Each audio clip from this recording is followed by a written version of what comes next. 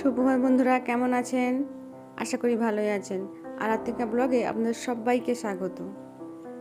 আজ সকালে বাজার থেকে নিয়ে এসছে পমফ্রেট মাছ আর পাবদা মাছ, আর এই চিংড়ি মাছটা ফিতে দিয়েছে।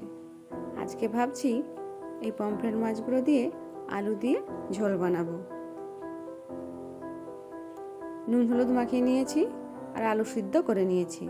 আর এতে মশলা দেব টমেটো, আদা, রসুন, পেঁয়াজ, এগুলো একসাথেই সমস্ত বেটে নেব মিক্সিতে। তেল গরম হয়ে গিয়েছে, মাছ ছেড়ে দেব।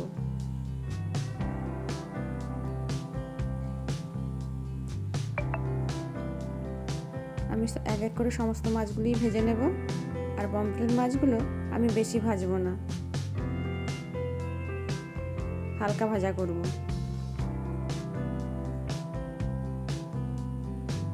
মাছ সমস্ত ভাজা হয়ে গিয়েছে, তেলে 5 ফোড়ন দিয়ে দিলাম। তারপরে বাটা মশলাটা দিয়ে দেবো। বাটা মশলার সাথে আমি দিয়েছি সামান্য হলুদ আর লঙ্কা গুঁড়ো।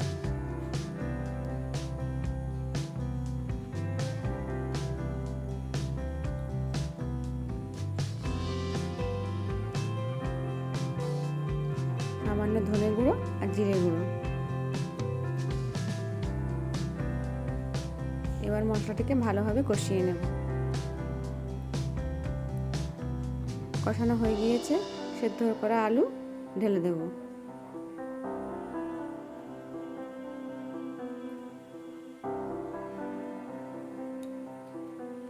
কষানো হয়ে গিয়েছে, এতে এবার জল ঢেলে দেব আর সামান্য নুন।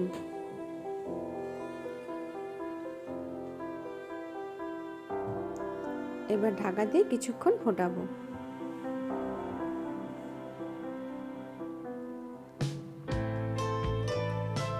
আলুটা সিদ্ধ করাই ছিল, জল কিছুটা ফুটে গিয়েছে। এবার মাছগুলো এতে দিয়ে দেবো।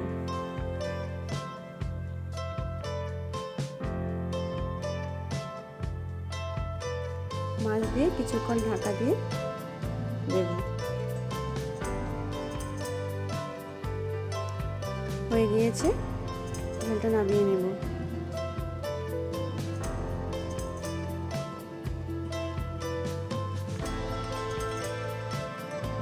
আজকে আমি আর বানাবো পটল ভাজা।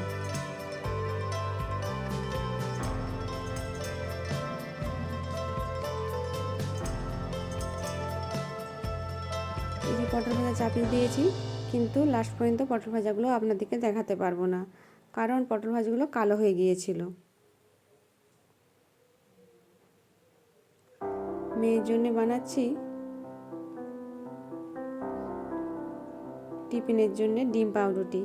রুটিগুলো সেঁকে নিচ্ছি আর ডিম ভেজে দিয়ে দেবো। চলুন আমি তাহলে মেয়ের জন্য টিফিন বানাই আর আপনাদের কাছ থেকে বিদায় নেই।